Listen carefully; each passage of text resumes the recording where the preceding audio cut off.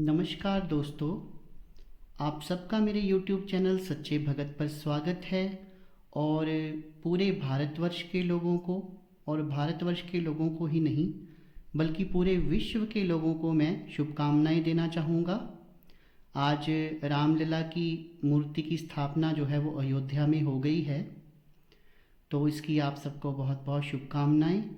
और comment section में बहुत कमेंट आ रहे थे और मुझे पर्सनली लोग मैसेज भी कर रहे हैं कि गुरुजी वशीकरण के बारे में और विस्तार से बताइए।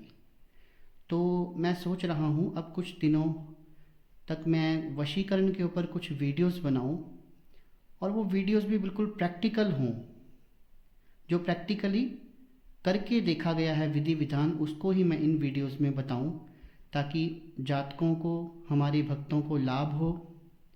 और जो हूँ तो मैं आप सबका मित्र ही, पर अगर दिल से कोई मुझे गुरु भी मानता है तो मैं उनको ये सांत्वना देना चाहता हूँ कि मैं ऐसे ही YouTube पे कोई वीडियोस नहीं डालता हूँ।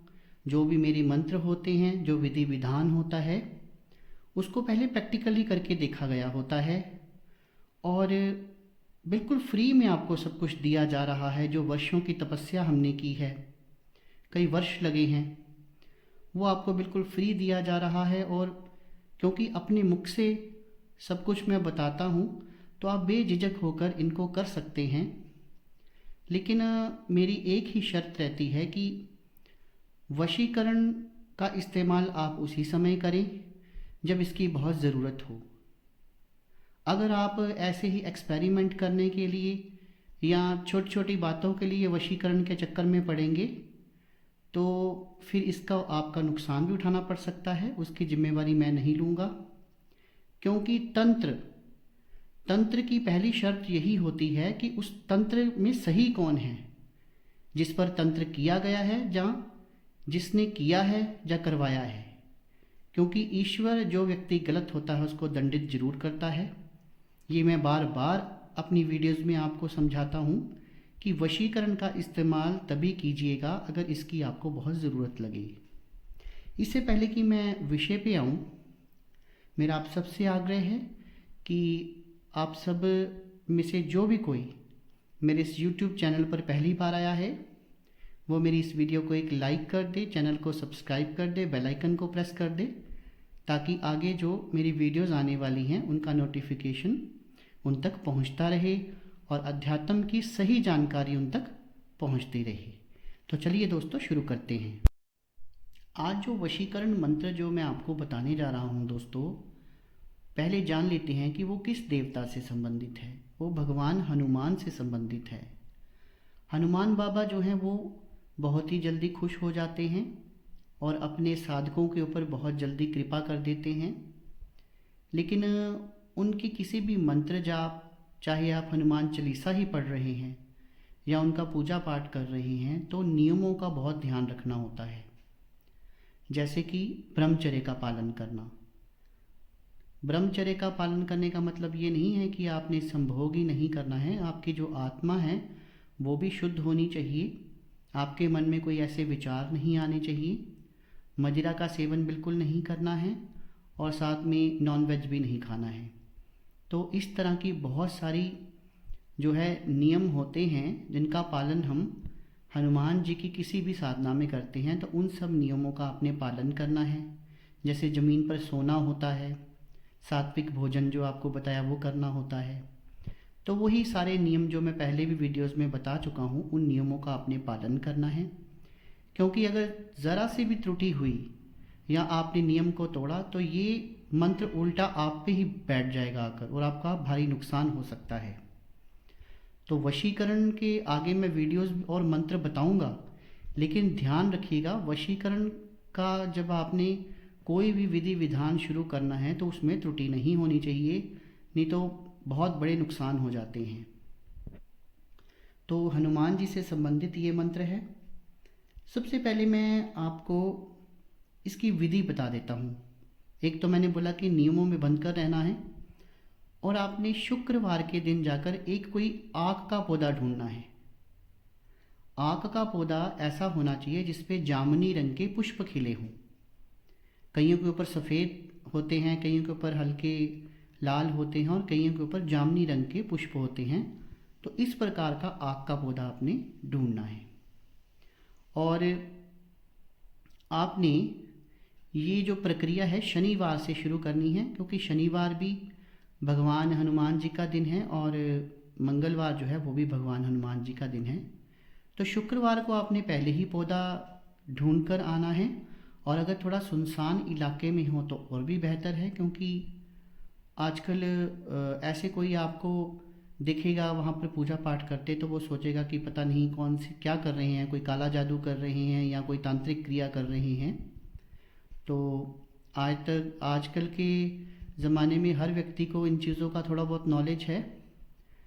तो इसके बजाय आप कोई ऐसी जगह ढूंढिए जहाँ कोई आता जाता ना हो, या फिर आपके किसी खेत में हो जहाँ पर कोई बाहर का व्यक्ति ना आए, आपको ना दिखे। तो वहाँ पर आपने चले जाना है। जिस आसन पर बैठकर आप पूजा करते हैं, लाल रंग का आसन हो, पीले रंग का आसन हो तो बेहतर है, उस आसन को आपने वहाँ पे लगाना है और पंचोपचार से आग का जो पेड़ है उसकी आपने पूजा करनी है। और क्योंकि आप हनुमान जी के मंत्र का जाप करेंगे तो उसमें पान और लड्डू जरूर होना चाहिए। इसके लिए अब आप फल चढ़ा सकते हैं, फूल तो आपने चढ़ाने हैं, आप कोई भी मिठाई चढ़ा सकते हैं, कुछ भी सात्विक आप चढ़ा सकते हैं, लेकिन पान और लड्डू इसका अपना अलग ही महत्व है। कल ही जो मैंने वीडियो डाली थी उसमें मैंने हनुमान बाबा जी का शाबर मंत्र भी बताया था कि उस शाबर मंत्र का जाप कर कर कैसे आप हनुमान बाबा जी की कृपा प्राप्त कर सकते हैं। बहुत ही कॉमन, बहुत ही फेमस मंत्र है, हर व्यक्ति जानता होगा जो शाबर मंत्र कल मैंने दिया है, लेकिन बहुत ही शक्तिशाली है, क्योंकि ये ऐसी शक्ति है जो कलयुग में भी विराजमान है। तो इसके जाप मात्र से ही ये शक्ति आपके साथ चल पड़ती है, अगर आप सात्विकता का ध्यान रखते हैं। तो वहाँ पर आपने पंचोपचार से पूजा कर ली, धूप दीप आपने कर लिया, और वहाँ पर आपने एक आप ये जो होती है पत्तल होती है जो, वो रख लीजिए, केले का कोई पत्ता रख लीजिए, उसमें वो सारी सामग्री आपने चढ़ानी है, फल फूल, और जैसे कि मैंने बताया पान और लड्डू जरूरी हैं। और इसके अलावा आप जो भी चढ़ाना चाहते हैं धूप दीप कीजिए, और एक लोटा जल आपके पास होना चाहिए, वो आपने अपने पास रखना है। और उसके बाद में मैं आपको एक मंत्र बताने जा रहा हूँ। इस मंत्र को आपने 10,000 बार जाप करके इस मंत्र को सिद्ध कर लेना है।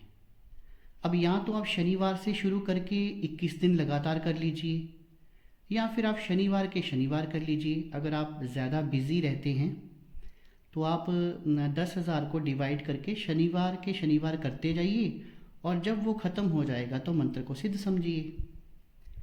अब पहले मैं आपको मंत्र एक बार बता देता हूँ कि मंत्र क्या है, ध्यान से सुनिएगा। जय हनुमंता तेज चलंता, शहर गाम मरघट में रमता, भैरव साथ उमा को नमता, मेरे वश में अमुक परिवार कुलावता। नमोम श्री हनुमंत बजरंग बलबीरा, ध्यान धरूं हृदय में धीरा। एक बार मैं दोबारा बोल देता हूँ। जय हनुमंता तेज चलंता, शहर गांव मरघट में रमता, भैरव साथ उमा को नमता, मेरे वश में अमुक परिवार कुलावता। नमोम श्री हनुमंत बजरंग बलबीरा, ध्यान धरूं हृदय में धीरा। तो आप वीडियो में मैंने इस मंत्र को बोल दिया है, उसको आप एक कागज़ पर लिख लीजिए। बहुत सारे लोग बोलते हैं कि गुरु जो मंत्र देता है वो लिखकर नहीं याद करना चाहिए, उनसे सुनकर ही याद करना चाहिए। वो ठीक है, लेकिन ये भी निर्भर करता है कि गुरु क्या कह रहा है। अगर गुरु ने बोल दिया कि आप लिखकर याद कर लीजिए तो भी वो काम कर जाता है। तो इस मंत्र को आप कंठस्थ कर लीजिए, क्योंकि याद तो आपको करना पड़ेगा। अगर आप किसी को वशीकरण करना चाह रही हैं तो मंत्र तो आपको याद करना ही है। और वशीकरण किसी भी प्रकार का हो सकता है, चाहे वो प्रेमी ने अपनी प्रेमिका का करना है, पति ने पत्नी का करना है, या फिर पत्नी बात नहीं मान रही तो पति ने अपनी पत्नी का करना है, या पत्नी छोड़कर चली गई है, प्रेमिका छोड़कर चली गई है, बॉस आपकी बात नहीं मान रहा है, या फिर कोई भी व्यक्ति जिससे आप कोई भी बात मनवाना चाहें। आपके घर का कोई बड़ा है, छोटा है, तो आप इस वशीकरण की विधि विधान का इस्तेमाल कर सकते हैं। तो जब ये मंत्र सिद्ध हो जाएगा, फिर आपने क्या करना है, चौक चौराहे की एक चुटकी मिट्टी, शमशान की मिट्टी और तालाब की मिट्टी, ये आपने थोड़ी थोड़ी लेकर आनी है और उनको आपने अपने सामने शनिवार वाले दिन रखकर 121 बार इसका जाप करना है दोबारा। और जाप करने के बाद दूसरे दिन ये मिट्टी जो अलग अलग आपने थोड़ी थोड़ी रखी है उसी स्थान पर छोड़ के आ जानी है जहाँ से आप इस मिट्टी को लेकर आए थे। तो जो मंत्र मैंने आपको दिया है उसमें जो जहाँ पर अमुक आएगा, अमुक की जगह उस व्यक्ति का आपने नाम लिख देना है। तो मंत्र आपने 10,000 बार एक बार ही सिद्ध करना है, लेकिन अगली बार जब आपने किसी को भी वशीकरण करना है तो यही तरीका रहेगा। शमशान की मिट्टी ले आइए, शमशान की भस्म ले आइए और बाकी जो 2 जगह बताई हैं, तालाब और चौक चौराहा, उसकी मिट्टी ले आइए। 121 बार उसके ऊपर ये मंत्र पढ़ना है और वशीकरण हो जाएगा। अब देखो दोस्तों, मैंने आपको कैसा एक ऐसा मंत्र दे दिया, ऐसा एक विधि विधान बता दिया कि आपको अब अलग अलग मंत्रों की ज़रूरत ही नहीं है, एक मंत्र से ही सबका वशीकरण हो जाएगा। तो जो जानकारी आज मैंने आपको दी वो आपको कैसी लगी, मुझे कमेंट सेक्शन में कमेंट करके ज़रूर बताइएगा। और जानकारी अच्छी लगी हो, वीडियो को एक लाइक कर दीजिए, ज़्यादा से ज़्यादा शेयर कर दीजिए ताकि अधिक से अधिक लोगों तक ये जानकारी पहुँचे और वशीकरण को सीखिए। वैसे तो वशीकरण मैं नहीं चाहता कि आप वशीकरण का इस्तेमाल करें, पर ये भी तो तंत्र की ही एक विद्या है, तंत्र का ही एक भाग है। तो जो प्रैक्टिकली है, जो गलत नहीं है, वो मैं आपको सिखा रहा हूँ, उसे सीखिए। बस मैंने आपको यही बताया है कि इनमें कोई त्रुटि नहीं होनी चाहिए। विधि विधान में त्रुटि होती है तो उसका मुआवजा आपने भरना है, मेरी कोई जिम्मेवारी नहीं है। तो वीडियो अच्छी लगी हो तो ज़्यादा से ज़्यादा शेयर कर दीजिए। आपने अपना कीमती समय मेरे लिए निकाला, मेरी वीडियो के लिए निकाला, उसे देखा, उसके लिए बहुत बहुत धन्यवाद। शिवरात्रि मित्रों।